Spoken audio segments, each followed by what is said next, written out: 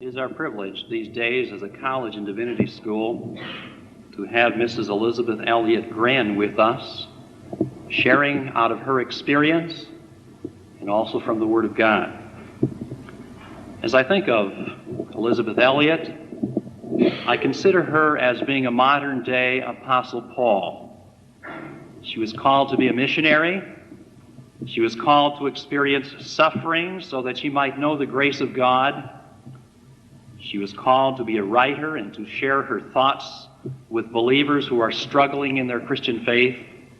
And I believe today that she has been called to be God's messenger to us as she imparts to us God's thoughts for us through His Spirit. And again, we welcome you, Mrs. Grant. Thank you so much.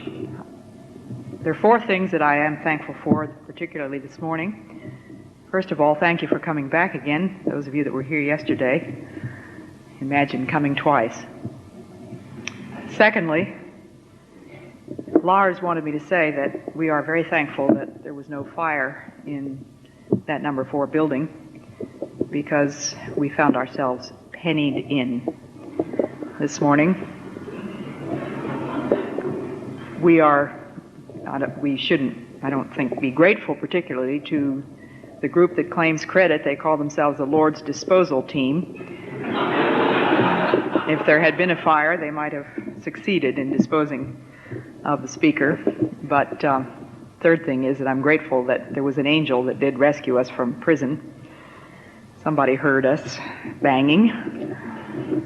And fourthly, I am grateful for the song that we just heard. You won't realize until I get to the end of my talk how appropriate that was, but the reason for living. Thank you for that. The title of my talk is Making Truth Visible.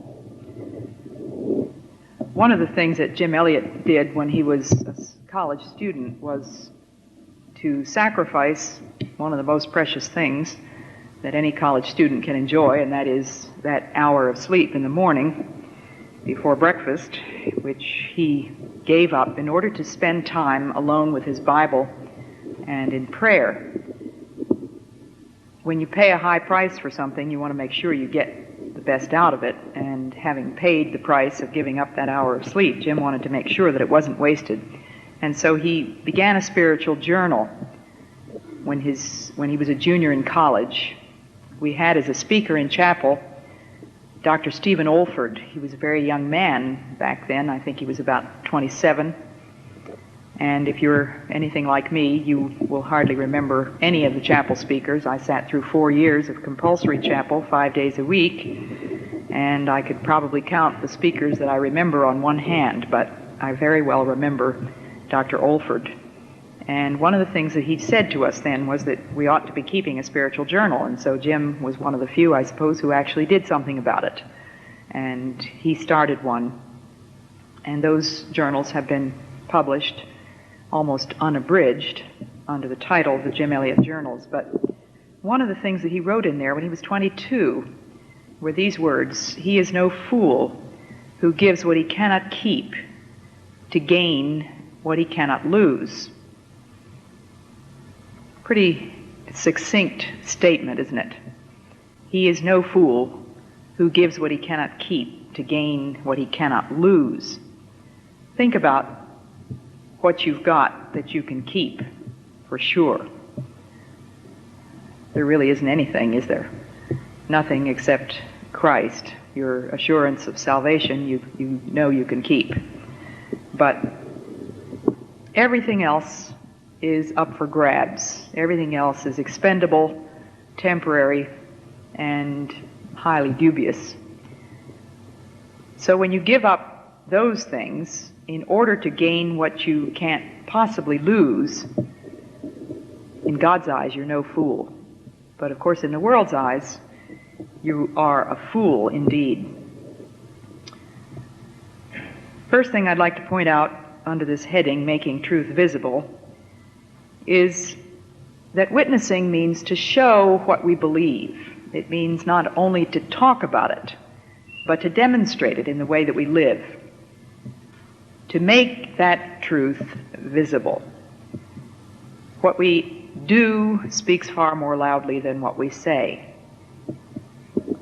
The cloud of witnesses that Hebrews 12 talks about are those people mentioned in Hebrews 11 who, as the saying goes, put their money where their mouth was. And that's what we need to do as Christians, isn't it? Put your money where your mouth is. Do what you claim. Jesus didn't say, by their claims ye shall know them. He said, by their fruits ye shall know them. We are, as Paul said, living epistles, living letters, known and read by all men. And it is a sobering thought to realize that many of us are perhaps the only Bible that other people will read. There are a lot of people that will never crack a Bible, will never darken the door of a church, but they may indeed be witnessed to through the visible truth that they see in your life. So this morning I want to tell you a little bit about 5 men who did in fact put their money where their mouth was. They made the truth of their lives suddenly and starkly visible to a world that was not used to commitment, a world not really very well acquainted with matters of life and death significance. It was long before most of you were born, but it was back in 1956 that the world was stunned by the news of 5 men who regarded obedience to Jesus Christ as quite literally a matter of life and death, something for which they were prepared to risk everything. I'd like you to know a little bit about these ordinary guys. In many ways, they were just like you, even though if you were to see their pictures, you would think, what strange hairdos, what strange clothes. I had a letter from a young man just a few weeks ago saying that he didn't like Jim Elliot and Pete Fleming when he looked at their pictures in the books, in Through Gates of Splendor and Shadow of the Almighty. He said they looked too clean, too slick. I've forgotten what else he said, but he particularly mentioned the way they combed their hair. He couldn't stand it. Well, it was a long time ago, it was way back in the Dark Ages, but in many ways they were probably just like you. There was Nate Saint, who was ordinary in many ways, extraordinary as a pilot and as an inventor. He came from Philadelphia. He was one of the founders of the Missionary Aviation Fellowship. He was a genius at small plane flying in the jungles. Those pilots who have looked at film footage that we have of Nate's landing a small plane in a jungle, on a jungle sand strip, not even an airstrip, but a beach of a river, have said that it's impossible what he did. But he did it hundreds of times. He was also an inventor.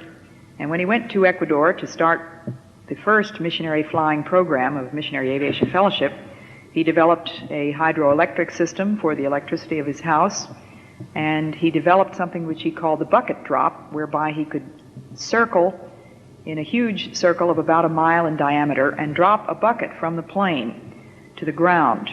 And that bucket, of course, would drop to the vortex of the cone as the plane circled, and somebody on the ground could grab it and take out whatever was in it.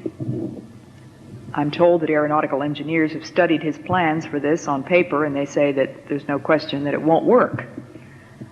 But the truth is that it worked. They never have figured out why. Then there was a man named Roger Youderian. He was a cowboy from Montana, and he went into World War II as a paratrooper and was wounded in action and went eventually to Ecuador as a missionary to the Jivato Indians. Some of you have heard of the Jivatos. They were notorious because they shrank heads, human heads. They were hunters and killers, and when they got one of their enemies, they would chop off his head and shrink it through a mysterious process so that the features were still recognizable, but the size of the head would be about the size of an orange, and then they would stick it on a pole around their houses. They'd have the heads of their enemies, or they would wear them hanging from their hair on their belts. So they were pretty awesome, fearsome people. And it was to these that Roger Youderian was called by God and went out to Ecuador.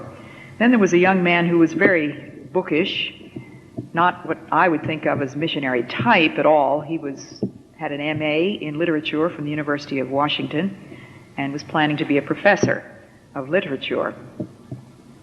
His name was Pete Fleming. Then there was Ed McCulley, whom I knew as a student at Wheaton College.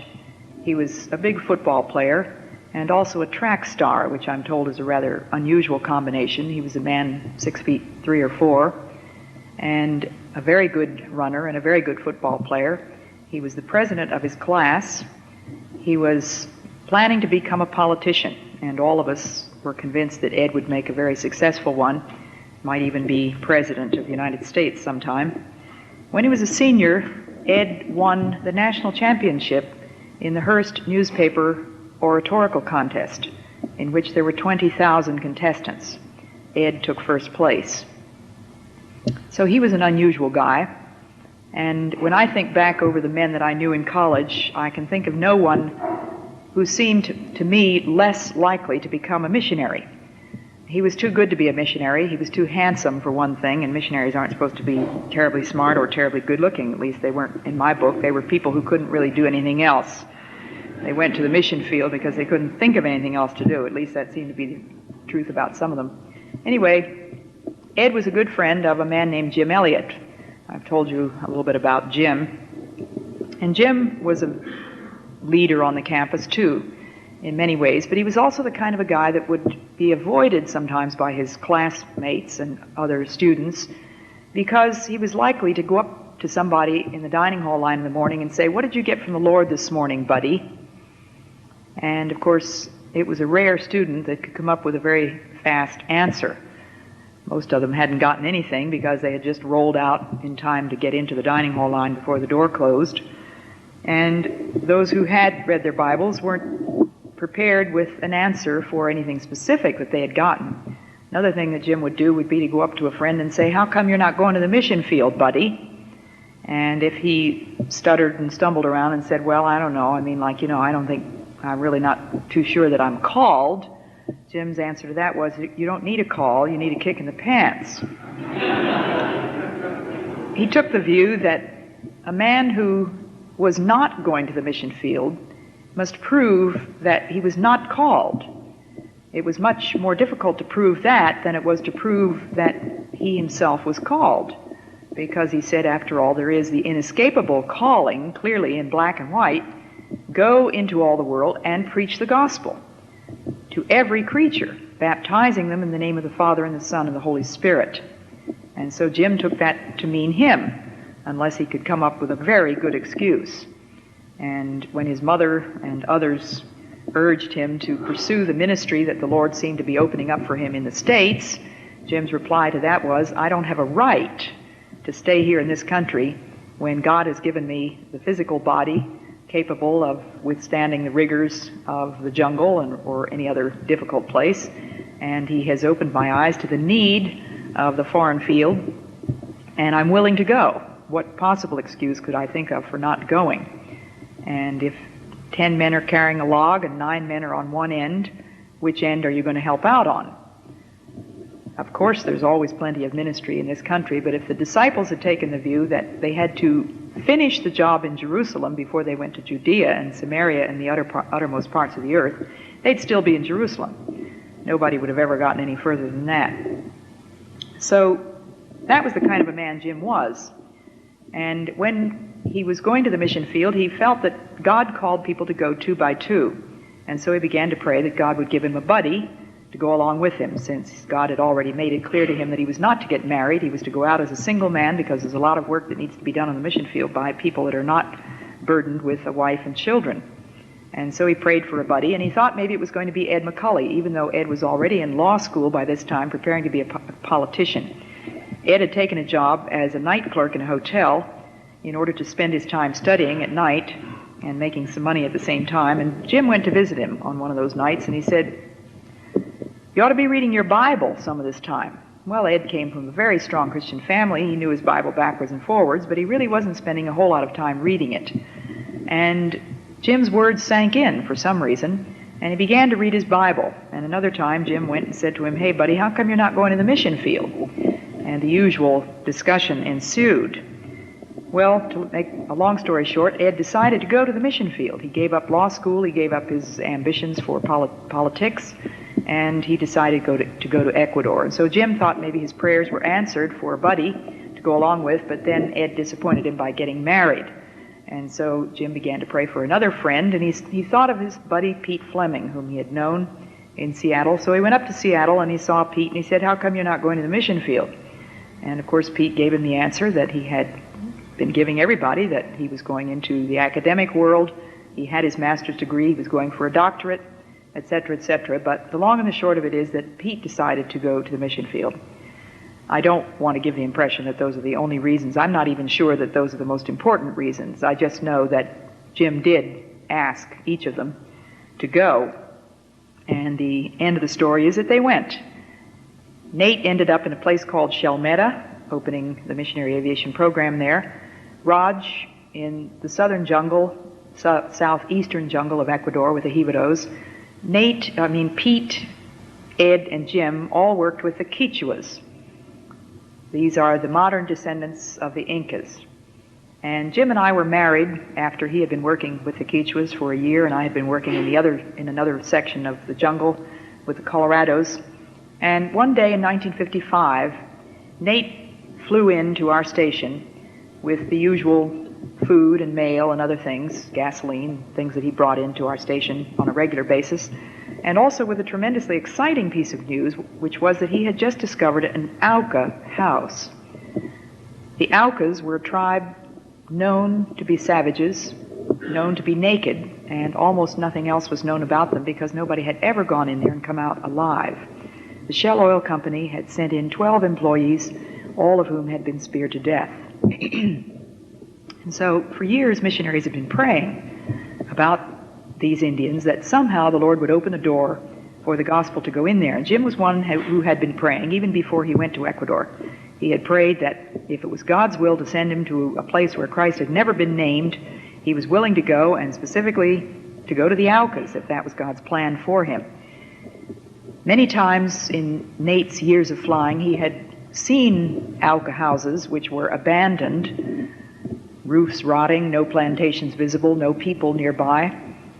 But on this day, he came in to tell us that he had found one that was inhabited. There was smoke coming through the thatch. There were fresh plantations nearby. There were naked people visible from the plane. And so this was a tremendously exciting piece of news, and it gave rise to an immediate burden of prayer that God would enable the men to find a way to go in there. It was Jim and Ed and Nate who started what they called Operation Auca.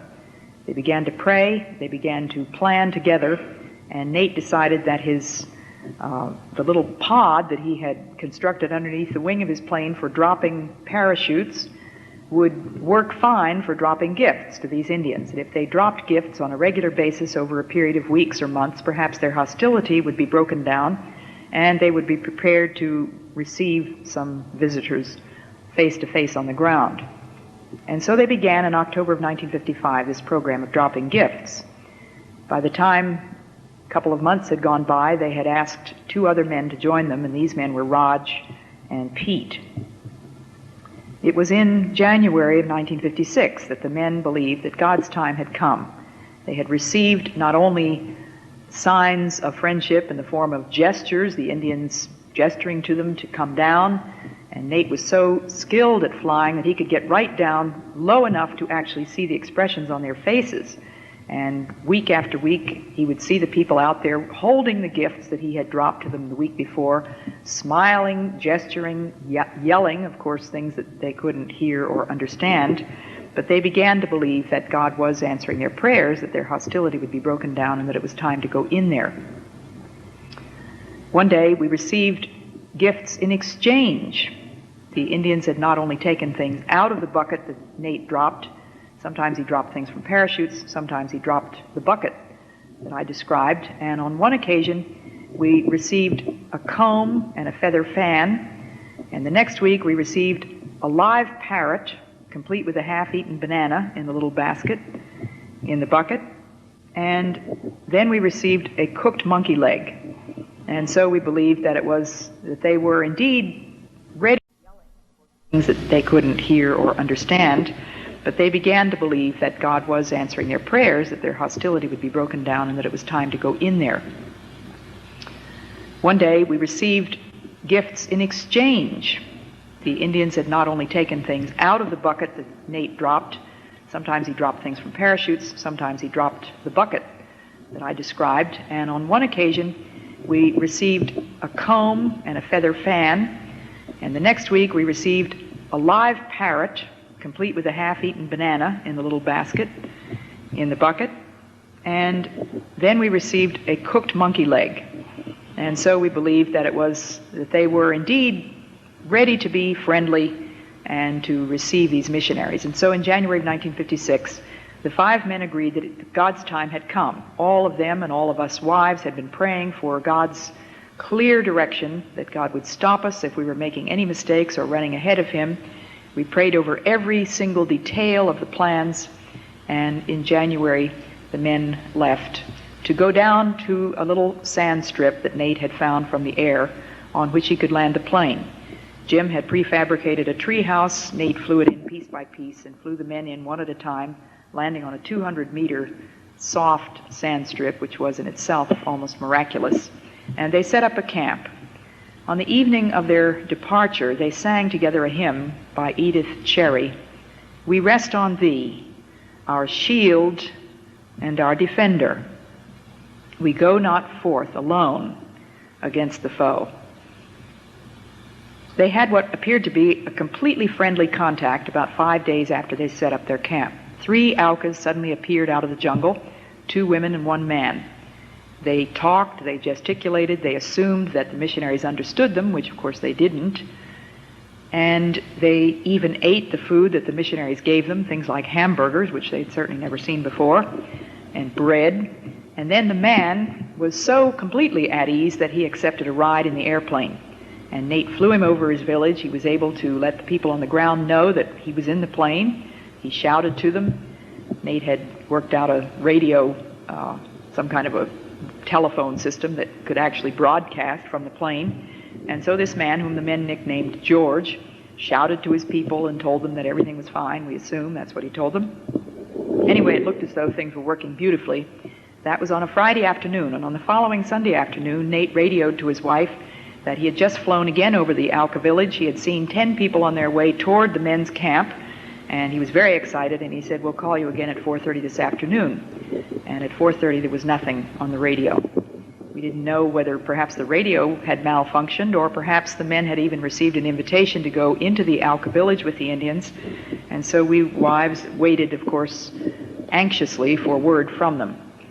But no word came. Another pilot flew out over the territory the following day, saw the plane stripped of its fabric on the beach, and no sign of any of the men.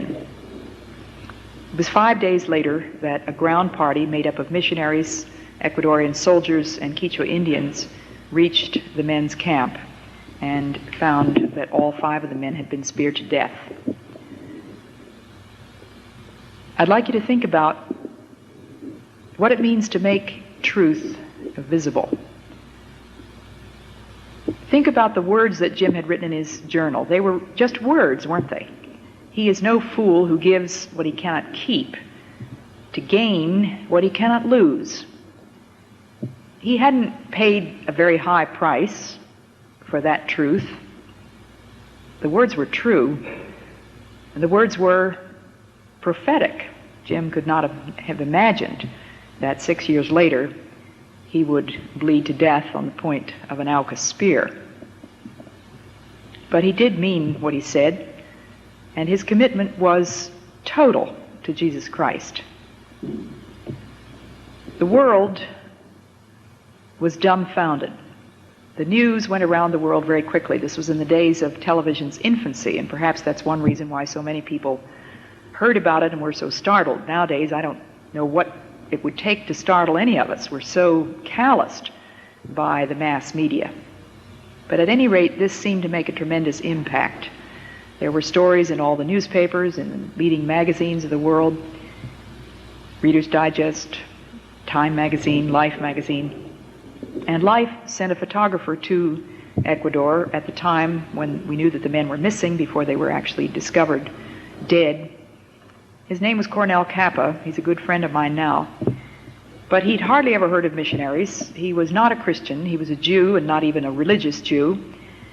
And he asked me 1,000 questions, all of them sort of reducing to that one. Why? Why would these men go into their place like that? Why would they do this? And of course I told him over and over again. And he just kept shaking his head. It didn't make any sense.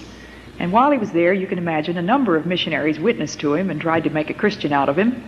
And he just laughed and shrugged, and he was very gracious and received what they said, but he would always say, well, that's your faith and that's fine for you, but it doesn't mean a thing to me. And just before he left Ecuador, he said to me, you know, they're never going to convert me with these books they're giving me and these tracts. But you might with the diaries of these men. And I had showed him Jim Elliot's diary and some of the things that Jim had written. And he was just completely baffled. You know, just before Jesus left his disciples, he said to them, the prince of this world is coming, and he has no rights over me. But the world must be shown that I love the Father. The world must be shown. And that's still true. Jesus came into the world and was made flesh so that we could see his glory, so that we could see all the truth that had been written and spoken about for thousands of years visibly demonstrated. And the world had to be shown what God was like. The prince of this world has no rights over us Christians, but the world must be shown. How? How will it ever be shown? I'd like to ask you, what's worth dying for? If you don't know what your reason for living is, then you certainly don't have a reason for dying.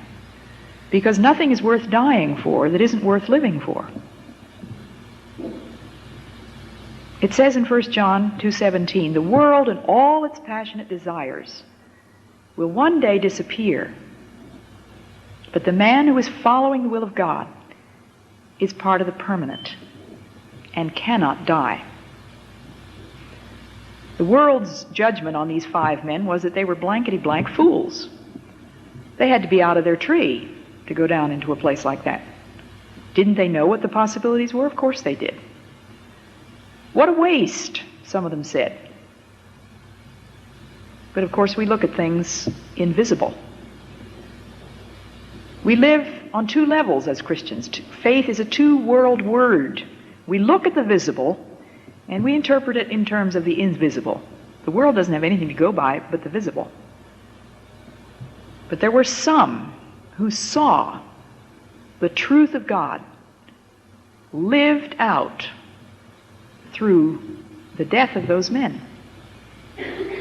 And there were some who came to Jesus Christ. I have been told that there were 1,000 volunteers for the mission field as a result of that. I never have believed that.